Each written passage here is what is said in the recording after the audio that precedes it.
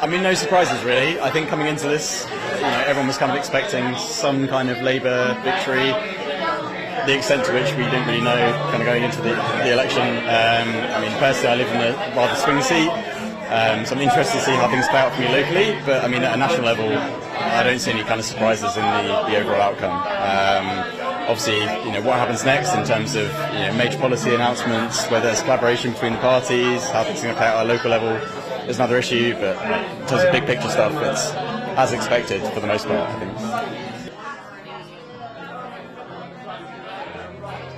It's hard to say at this stage, right? I think, regardless of your political affiliation, I think there's probably been a kind of a sense of discontent and frustration.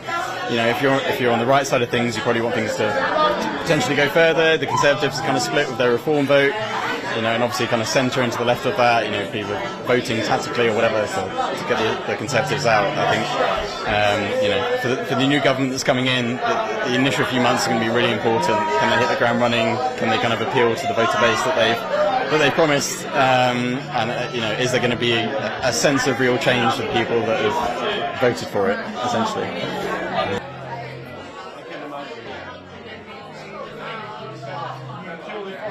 It's probably likely for many people to feel that way. They see a change of name in terms of the party that are leading them. The proof is in the pudding, right? Bills have got to be passed, policies have got to change. There's got to be a different sense of attitude in terms of how the government's going to approach things. And in terms of, until that kind of change is delivered at a real tangible level and people feel a sense of difference in their lives, I don't think you can make that sentiment. It's too early to call. But there'll certainly be many people waking up tomorrow morning who are going to feel that there's a difference between the UK they live in today versus what they had yesterday, right? So.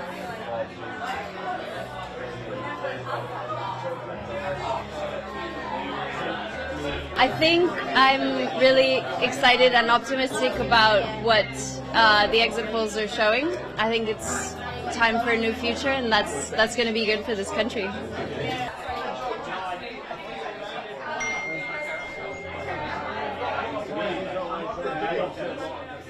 I think there's a lot of work to do, and I think if the Labour landslide, when they come in, will have to hold them to account on the things that they've promised to do, and probably get them to do more on climate change, on immigration.